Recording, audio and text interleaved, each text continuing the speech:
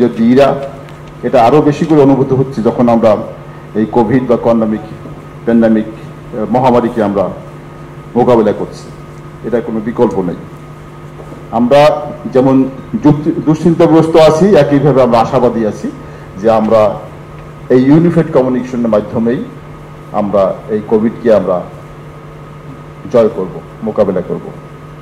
আমি last but not the least, আপনারা এখানে সম্ভবত আমি সবচেয়ে বয়োবৃদ্ধ, সম্ভবত না, দিস ইজ ট্রু, কারণ আমার বয়সী লোকজন এখানে, আমার বয়স কত, হু ক্যান টেল? না না, অ্যাকচুয়াল বলেন।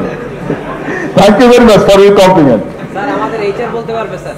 হ্যাঁ আমাদের এইচআর বলতে পারবে স্যার? হ্যাঁ এইচআর আছে, আমাদের এইচআর আছে। I am running 66. I was a freedom fighter. So ওই সময় আমি এসএসসি ক্যান্ডিডেট ছিলাম।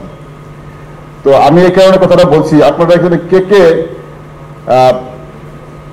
বিশ্ব চলে ডানলপে এই একটা বিজ্ঞাপন ছিল, কে কে দেখেছেন? ইয়েস, একজন পাওয়া গেছে।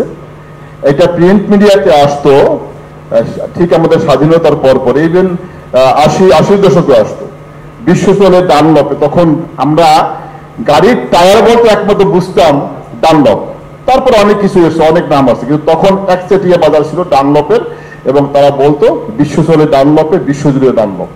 তো এখন যুক্ত হচ্ছে ইউনিফাইড কমিউনিকেশনের, বিশ্ব টিকিয়ে রাখছে, বিশ্ব চলছে ইউনিফাইড কমিউনিকেশনের। কাজে এই টেকনোলজি সম্পর্কে আমি অত বলবো না, যারা বলার তারা বলবে। আমার যেটা বোধ ধারণা, এবং তার স্টেক হোল্ডার হচ্ছেন আপনারা সবাই, আপনারা স্ট্রং স্টেক হোল্ডার। আপনাদেরকে ধন্যবাদ, আজকে এখানে এসেছেন, আপনারা এটা নিয়েই কাজ করবেন। সো আমি আর বক্তব্য বাড়াবো না, এখন আপনারা মূল অনুষ্ঠানে চলে যাবেন। ধন্যবাদ সবাইকে।